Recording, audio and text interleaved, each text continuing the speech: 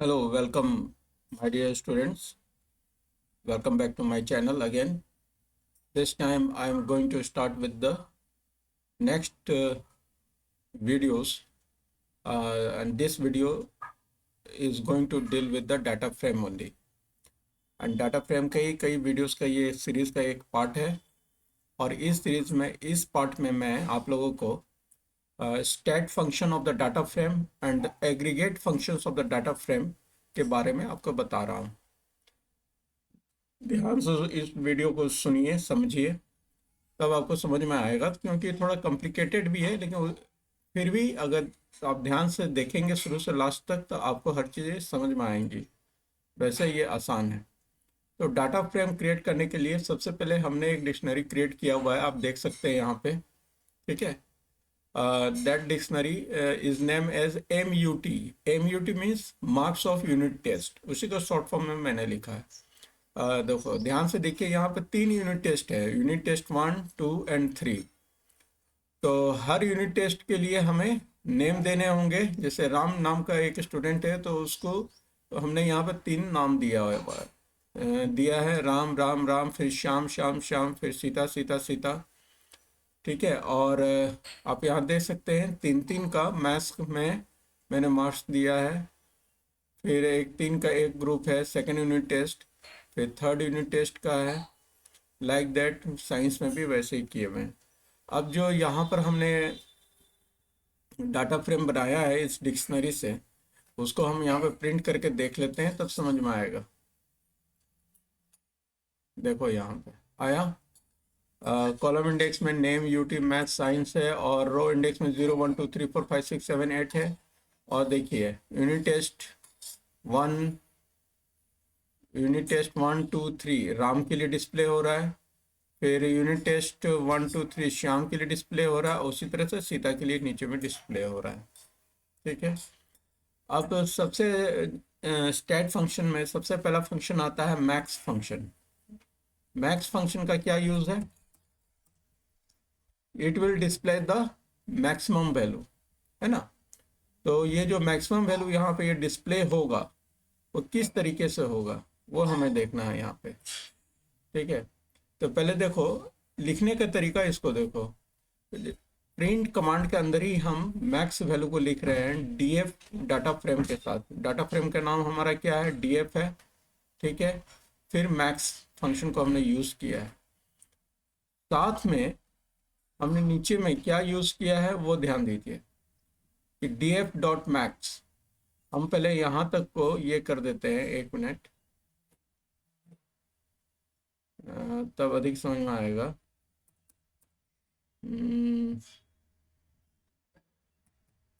सिर्फ DF dot max को हम प्रिंट कर रहे हैं। देखिए जब हमने df डॉट मैक्स को प्रिंट किया, तब वहां पर क्या मेरे कंसोल में क्या आउटपुट आ रहा है?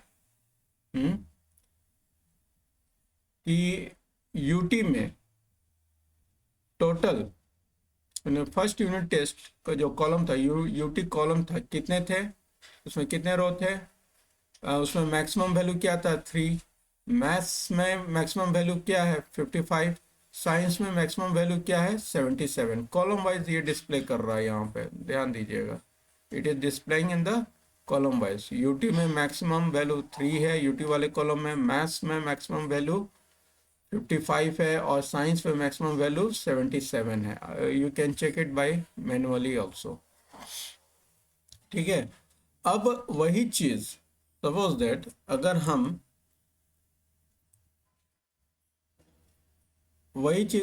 एक्सेस लिख कर करते हैं, then what will happen? Then?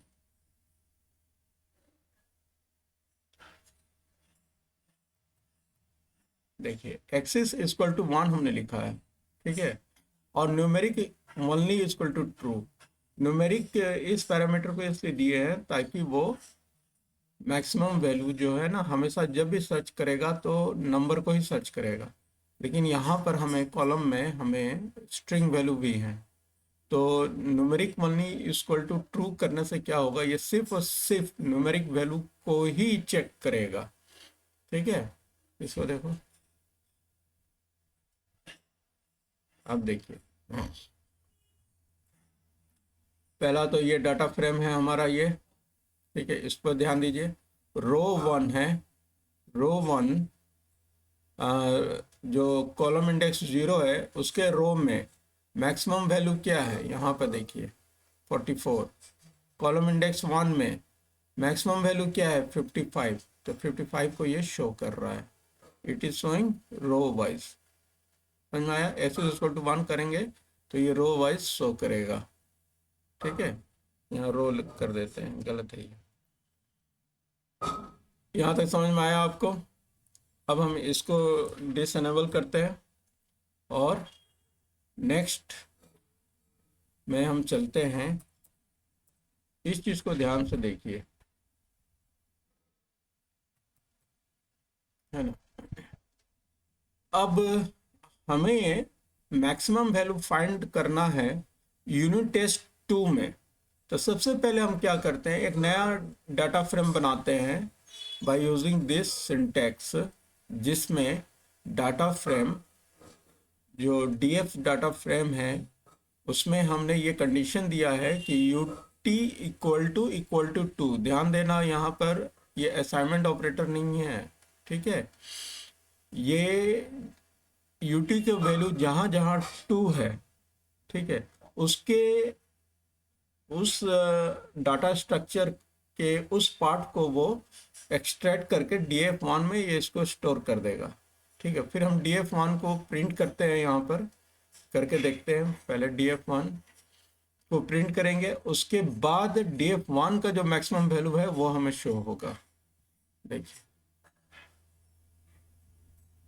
अब यहाँ पर ध्यान से देखिए, ये वाले पार्ट को देखिए।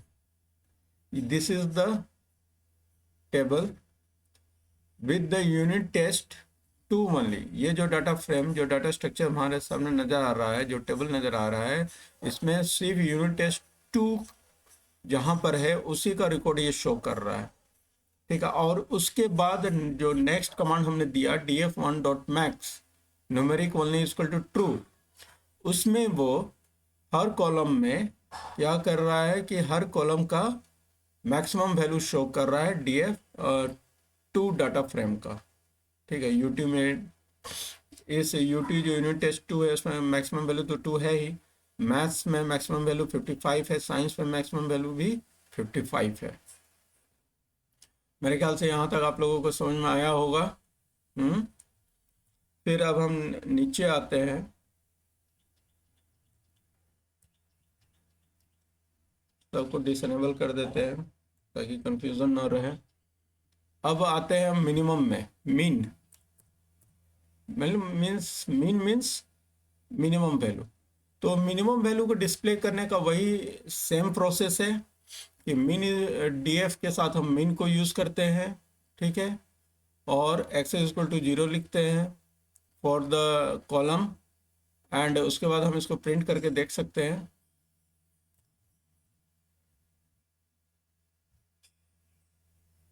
देखिए आया यहाँ पर ये यूटी में मैक्स मिनिमम वैल्यू क्या है 1, मैथ्स का मिनिमम वैल्यू क्या है 11, और साइंस का मिनिमम वैल्यू क्या है वो भी 11 ही है, ठीक है। साथ में नेक्स्ट टाइम जो दूसरा प्रिंट कमांड है ये वाला, ये print command row wise minimum value को डिस्प्ले कर रहा है। रो वाइज में देखो, फर्स्ट इंडेक्स में जो रो है उसका 1 है, उसके बाद 2 है। ये जैसे हमें लग रहा है कि यूनिट टेस्ट यूटी कॉलम को ये शो कर रहा है, लेकिन एक्चुअली वो उसको नहीं शो कर रहा है, शो कर रहा है मिनिमम वैल्यू को, क्योंकि हर रो में मिनिमम वैल्यू यही है 1 है, फिर नेक्स्ट वाले में 2 है, फिर उसके बाद वाले में भी 3 है, ठीक है। इट्स नॉट लाइक दैट कि वो यूटी को शो कर रहा है। समझ में आया यहाँ तक आप लोगों को? ये हुआ मिनिमम। फिर उसके बाद हम नेक्स्ट फंक्शन पे जाते हैं, that is the sum function.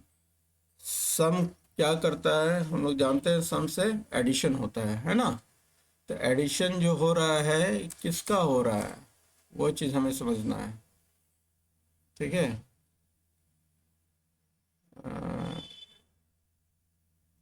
इसको भी हम कमेंटेट कर दे रहे हैं।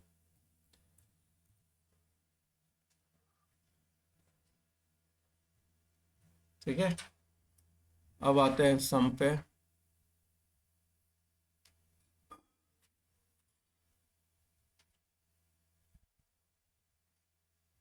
हम्म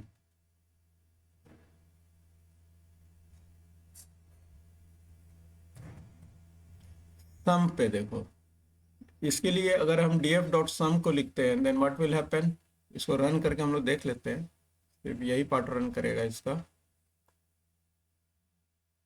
ठीक है, अब देखो df डॉट सम है, इसमें एक साथ कई चीज रन किया है। पहला ये एक्सिस वाइज में, मतलब कि रो वाइज जो है ये यहाँ पर सम को शो कर रहा है ना, यूटी मैथ साइंस। हम्म फिर नीचे में आते हैं, फिर ये मतलब ये कॉलम वाइज शो कर रहा है कि यूटी में टोटल मार्क्स 18 हुआ है, और मैथ्स में टोटल मार्क्स तीनों टर्म्स को मिलाकर 290 हुए, साइंस में 354 हुए। और यहाँ पर देखो रो वाइज शो कर रहा है, आप मैनुअली भी कैलकुलेट करेंगे रो वाइज इस डाटा फ्रेम को, तो यही रिजल्ट आएगा लाइक दिस। पहले इस रो को ऐड कीजिए, फिर इस रो को, फिर इस रो को, तो यही रिजल्ट आपके सामने आएगा जो यहाँ पर दिया हुआ है। ठीक है, अब आते हैं कॉलम वाइज भी हम लोग काम कर सकते हैं, जैसे एडिशन करना है कॉलम, जैसे मैथ्स और साइंस। ठीक है, मान लीजिए सीता नाम की जो स्टूडेंट्स है, उसके उसके डाटा को एक्सट्रैक्ट करना है दूसरे डाटा फ्रेम में।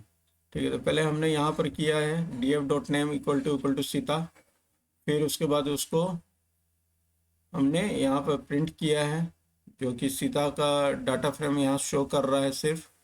ठीक है, उसके बाद सीता के अंदर मैथ्स और साइंस में उसने टोटल मार्क्स कितने लाए हैं वो यहाँ पर शो हो रहा है। समझ आया बात? हम्म फिर उसके बाद काउंट पे आते हैं, what is the purpose of count.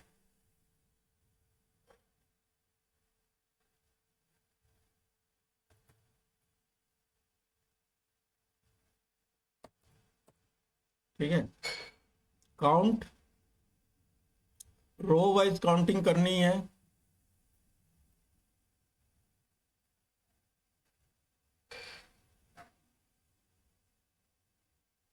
इसको यहाँ पर बंद कर दे रहे हैं। ठीक है, अब देखिए प्रिंट डीएफ, फिर से हम दोबारा प्रिंट डीएफ करते हैं तब समझ में आएगा, साथ में आउटपुट भी हम लोग देखेंगे इसका।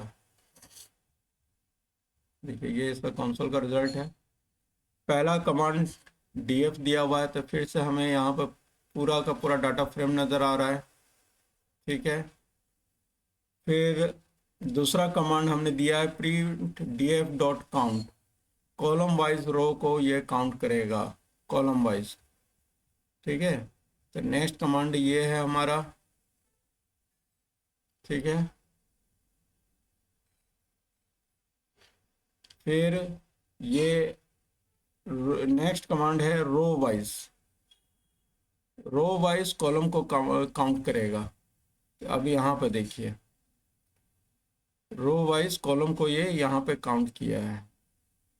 ठीक है, कि यूटी में टोटल कितने एलिमेंट्स हैं, 9, इसमें कितने एलिमेंट्स है, इसमें भी 9 है, और साइंस में भी 9 है, और नीचे वाले में सॉरी इसमें कॉलम वाइज काउंट किया है और इसमें रो वाइज काउंट किया है।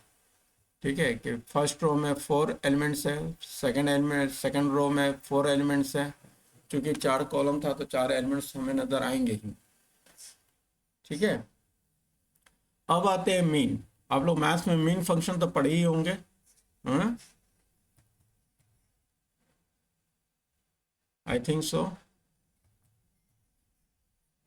स्टेट का बहुत ही इम्पोर्टेंट फंक्शन है स्टैटिस्टिक्स में। तो अब हम लोग मीन फंक्शन को समझते हैं।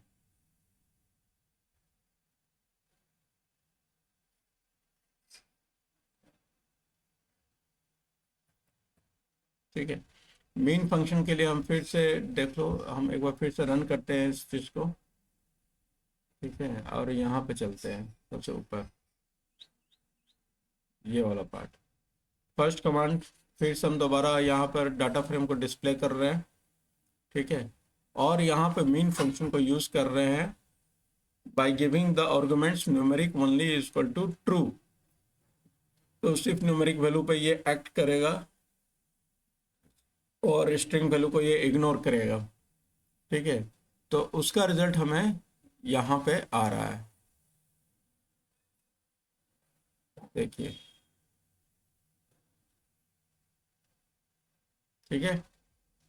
अब अगर हम एक्सिस वाइज, मतलब रो वाइज, कॉलम वाइज, या पार्टिकुलर कॉलम वाइज भी हम कर सकते हैं, जैसे यहाँ पर ये पार्टिकुलर कॉलम वाइज इसने डिस्प्ले किया है, ठीक है। नीचे चलिए, जैसे राम नाम का है, ठीक है, राम स्टूडेंट है, उसका डाटा फ्रेम हमने यहाँ पर क्रिएट किया है, ठीक है, फिर उसको हमने डिस्प्ले भी किया है, ठीक है। फिर उस राम को ही, राम में ही हमने मैथ्स और साइंस को यहाँ पर अलग से इसको स्लाइस किया है, कि मतलब कि इसके थ्रू हम लोग स्लाइसिंग भी कर सकते हैं। उसी तरह से मीडियन है, मीडियन इज क्वाइट इजी।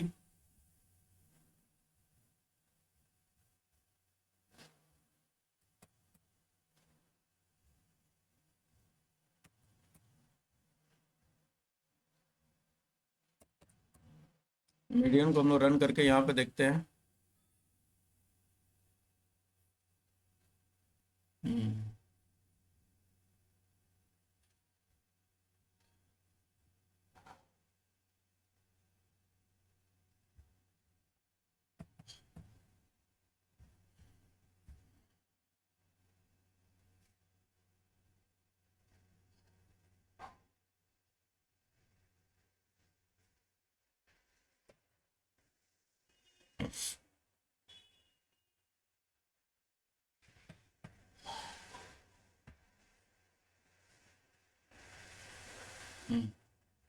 देखिए, मीडियन, मीडियन को भी डिस्प्ले करना है तो इसके लिए यही सिंटेक्स है, df डॉट मीडियन।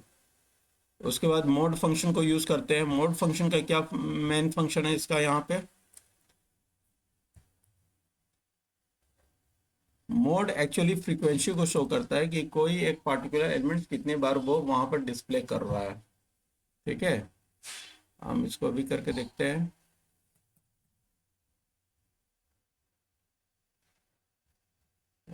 इसको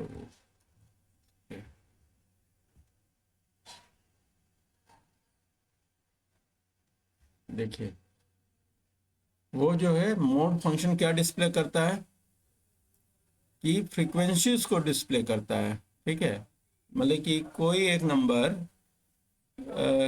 रिपीट हुआ है, जो नंबर रिपीट हुआ है एक बार से ज़्यादा, उसको वो डिस्प्ले करता है, ठीक है। जैसे यहाँ पर 1 2 3, 1 2 3 देखिए यूटी में कई बार रिपीट हुआ है, ठीक है। जैसे यहाँ पर 44 है राम में, तो 44 देखिए कितने बार रिपीट हुआ है, एक बार, ठीक है, फिर दो बार हुआ है, और देखो साथ में 55 भी रिपीट हुआ है, यहाँ भी 55 है और उसके ऊपर भी 55 है, ठीक है। तो मोड का यही मेन मोटो है कि to display the elements which is repeated many times, ठीक है। और क्वांटाइल, अब आते हैं क्वांटाइल क्या होता है। क्वांटाइल भी मैथ्स का ही पार्ट है। हम कितने पार्ट में उसको दिखा सकते हैं, जैसे 1 पार्ट, 2 पार्ट, 3 पार्ट, 4 पार्ट्स, है ना। तो इसके लिए हम पैरामीटर पास करते हैं q=1, यानी कि पूरा पार्ट को ये शो करेगा। फिर अगर 0.25 करते हैं तो 1/4 को शो करेगा, 0.75 को करते हैं तो 2/3 पार्ट को शो करेगा, 0.5 करेंगे तो हाफ पार्ट को वो शो करता है। इसको हम लोग करके देख लेते हैं हर बार की तरह, ठीक है। इसको भी कमेंटेट करते हैं और उसके बाद हम फिर इसको रन करते हैं। देखिए, टोटल 3 प्रिंट कमांड हमने यहाँ पे दिया हुआ है, ठीक है। अब यहाँ पर देखो, YouTube जब 0.25 था तो ये 1.0 शो कर रहा है, जब 0.5 हुआ, सॉरी 0.75, तो ये 3 शो कर रहा है, ठीक है। और जब हाफ में हमने किया तब ये 2 को शो कर रहा है। उसी तरह से यहाँ पर मैथ्स का देखिए 22, यहाँ 44 हो जा रहा है और यहाँ पर 24 हो जा रहा है हाफ में, ठीक है। उसी तरह से साइंस में भी ये शो करता है। अब स्टैंडर्ड डेविएशन पे हम लोग चलते हैं।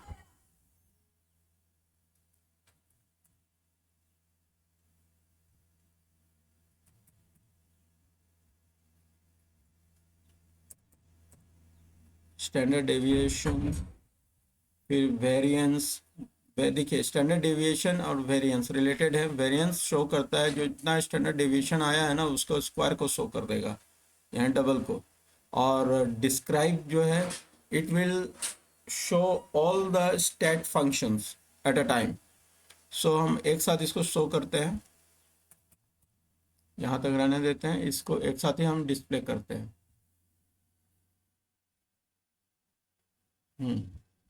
शुरू से देखते हैं, ठीक है। पहला तो ये डाटा फ्रेम मुझे यहाँ पर नज़र आ रहा है, ठीक है। फिर उसके बाद पहला प्रिंट, नेक्स्ट प्रिंट कमांड क्या था, स्टैंडर्ड डेविएशन का। तो यूटी का स्टैंडर्ड डेविएशन ये है, मैथ्स का स्टैंडर्ड डेविएशन 17.4 है, साइंस का स्टैंडर्ड डेविएशन 21.4 है। फ्लोट क्या डाटा टाइप फ्लोट दिखा रहा है, ठीक है।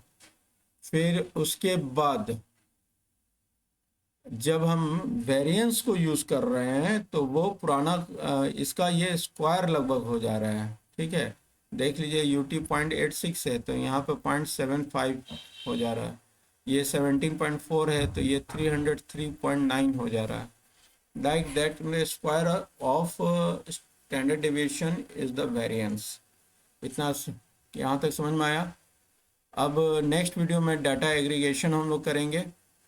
Till then take care. अगर मेरा वीडियो पसंद आया हो तो इसको लाइक कीजिए, सब्सक्राइब कीजिए, शेयर कीजिए, और कुछ बोलना चाहते हो तो उसके लिए आप कमेंट कीजिए। तब तक के लिए आप लोग ठीक तरीके से बोर्ड एग्ज़ाम की तैयारी कीजिए, स्वस्थ रहिए, and best of luck for your board exams.